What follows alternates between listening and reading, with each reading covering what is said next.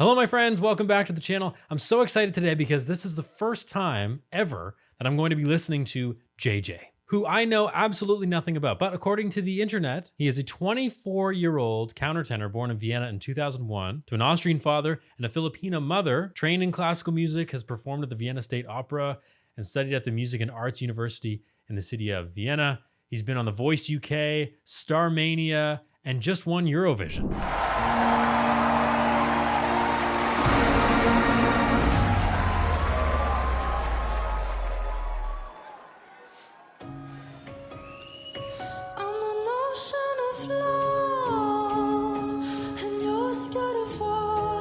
Whoa. You don't want to go under, so you let me go under. I reach out my hand, but you watch me grow distant. Drift out to the sea and far away in an instant. You lost me in the deep end. I'm drowning in my feelings. How do you not see that? Don't you know,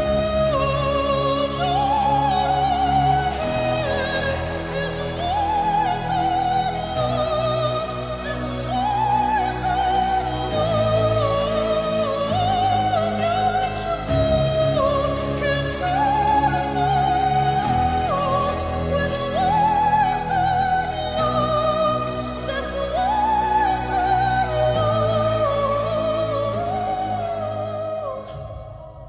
Oh my. Okay, JJ. Wasted Love, representing Austria and taking home the grand prize. That's pretty incredible. So, right off the bat, I mean, you heard that shift in the voice, right?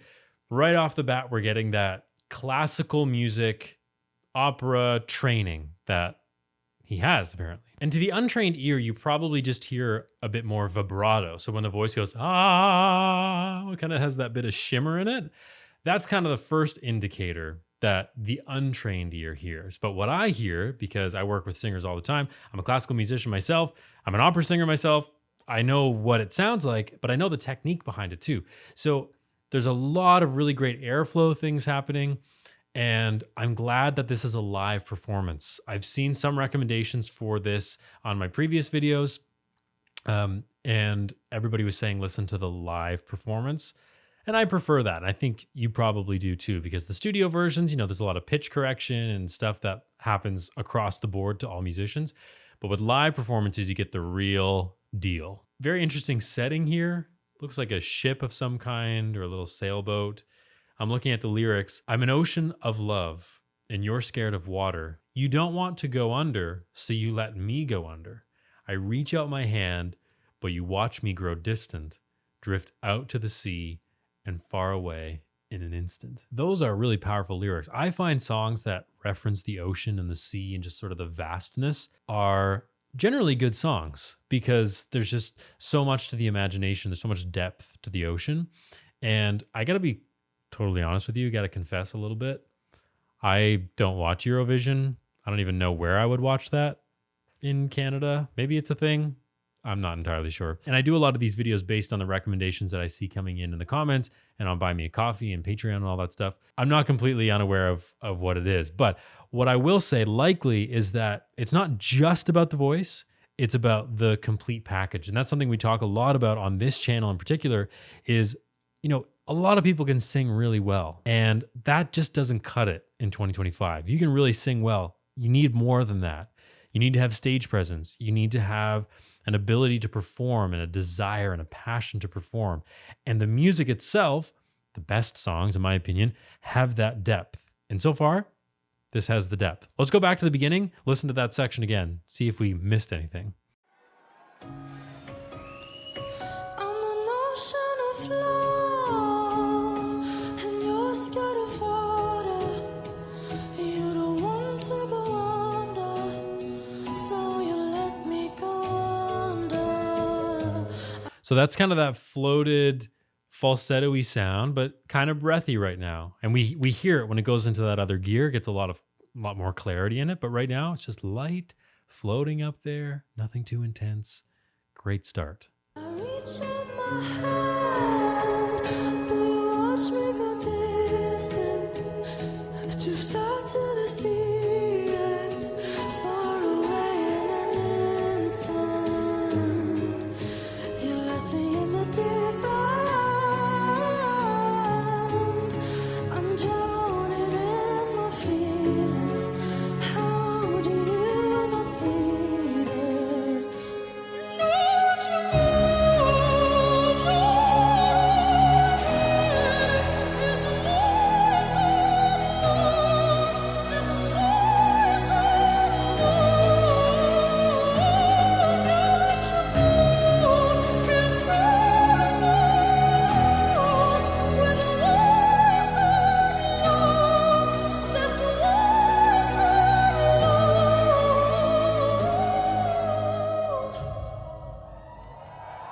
You let me go. I barely stayed afloat. I'm floating all alone. Still I'm holding on to hope.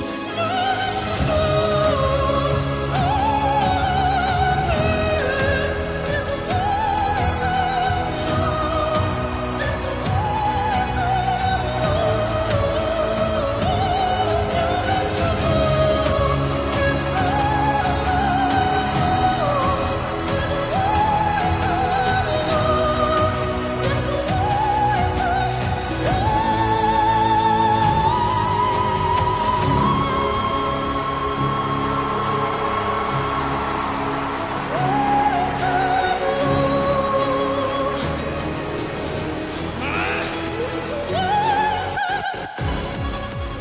Okay, just gonna pause it there.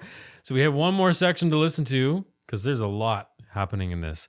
So now we get, I mean, crazy high range, right? Big range. Kind of shocking how high in the stratosphere JJ got there. But we also got some more of that. I don't even know what to call it in a voice like this. So the internet description said countertenor, which is fair, but I'm thinking almost more like almost like a male soprano.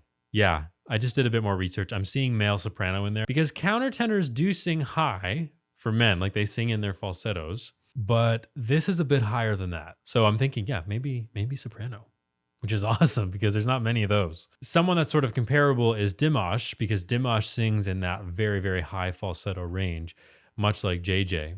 And you have to have some really good mic technique too, because you can't just blast it into the mic, but you can tell that this is live singing. There's little imperfections there. And that's not a criticism. That is the nature of live performance. That's how it should be. And when you hear a performance that is lacking in those imperfections, it doesn't sound natural. It doesn't sound right. I want to be able to hear JJ's breathing as he's doing this intense choreography. I want to be able to hear when he takes a step one way, how you can hear that in the voice. That is real. That is human. We need more of that in the world. I've gone back a little bit because at the beginning of this piece, we had the floaty, light falsetto sound, head voicey, and then we got the real, for lack of a better term, I'll say operatic, dramatic kind of falsetto sound. And now we're getting kind of a mixed sound. Listen to this. You let me go. I barely stayed afloat. I'm floating all alone. Still I'm holding on to hope. And then we're back into that top range. So that to me sounds like the pop styling of a countertenor. When a countertenor sings in a pop style, that's the kind of sound we get. So I don't know if it's like a sort of a mixed head voice falsetto sound, but there's a lot of clarity in that. Similar to, what's the countertenor's name in pentatonics? It's Mitch, just had to Google it. So Mitch is a countertenor that often sings in that kind of pop style, lower in their voice, and it's very clear, but it's still got that sort of countertenor quality to it. And I like JJ's voice because JJ's able to do all three things exceptionally well, right? Can you imagine if the high was really amazing and the low notes were really amazing, but the in-between was kind of just meh, probably wouldn't have won Eurovision. It has to be a complete sound. And that's what I work with singers on all the time. If you want a singing lesson, leave me a comment. But the voice has to be even across the board, and JJ is very even. That's why they won Eurovision.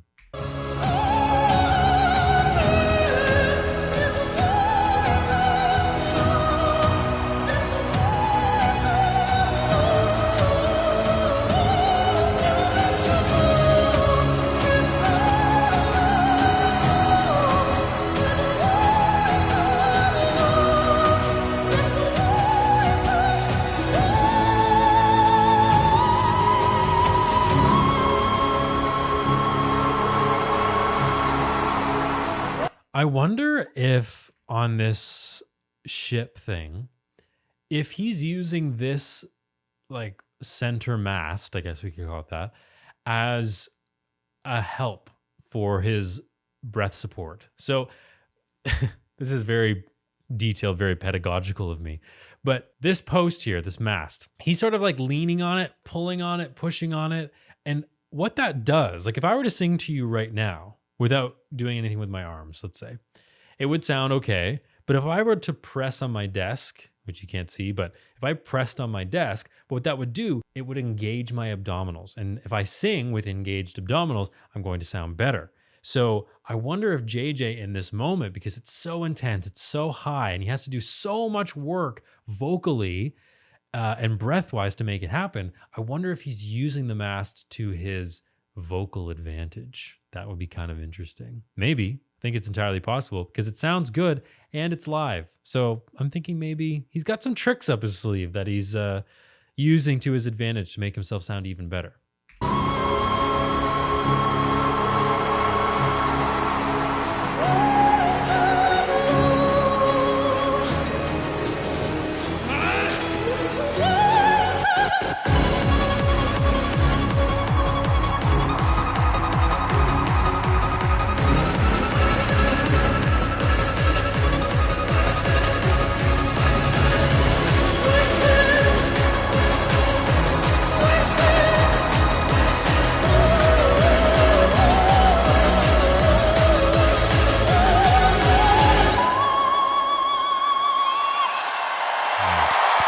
Thank you so much, Europe. Thanks to my family. Thanks.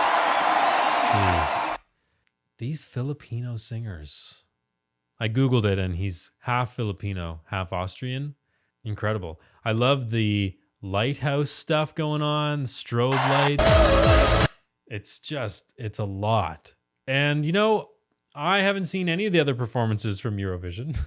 Maybe I should.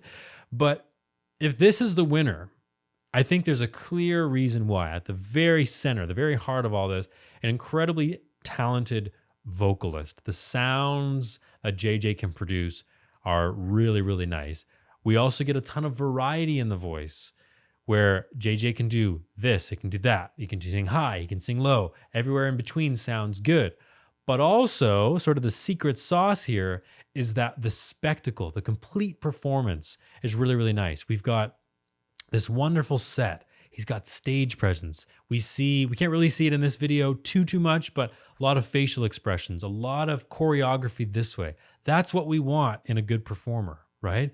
It's just the presence here. Look, every one of these screenshots shows a really dramatic performative thing, like the hand here with the boat, standing here up like this. Look at this pose. I mean, this is, I don't know if he's got an established career already, but this is the makings of a star. And that's, you know, based on what I know, is what Eurovision is all about. It's promoting the next generation of talent. And that's JJ.